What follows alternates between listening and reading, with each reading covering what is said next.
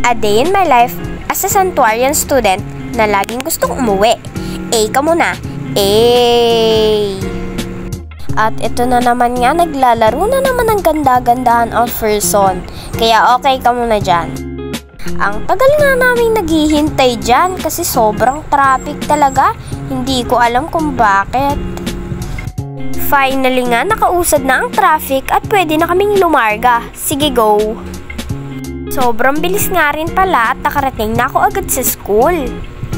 Di na nga ako masyado nakapag-vlog niyan dahil bawal daw ang mag-cellphone sa loob ng classroom. Habang recess nga namin ay naisipan namin gumawa ng LOVE trend. Shoutout sa'yo, Chantali. Sige, go! Para nga kasi malibang-libang kami dahil kaka-exam lang namin yan. At ayan na nga, lunchtime na nga namin. Sobrang init pero kailangan kong lumabas at bumili ng aking lunch. Sige, go! Di na nga ako nakapag-video doon sa kinainan ko. Nahihiya kasi ako. Hala!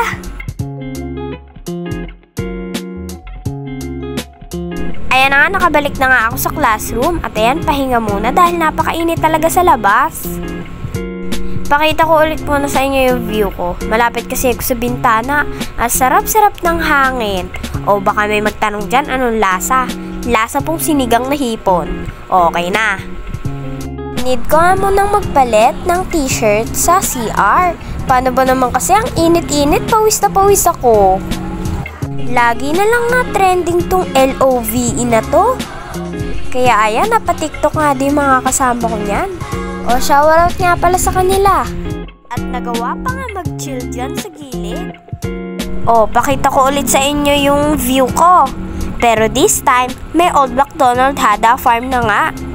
Di ko alam bakit ganyan, tuwan-tuwa ako. Tama na muna ang pagiging masaya dahil kinakabahan na naman nga ako dahil ire-reveal na yung score namin sa science. OMG! Tignan natin kung ako ba ay pasado o lagapak. Todo dasal nga ako dyan na sana ay makapasa man lang ako kahit kalahati. Hindi ko naman talaga nakuha yung gusto ko talagang score. Pero at least, nakakalahati pa din at pasado pa din. Kaya thank you Lord pa din. Bawi-bawi na lang next time. At dahil nga uwian na namin, ay dito na po magtatapos ang ating mini vlog. Bye! God bless you all!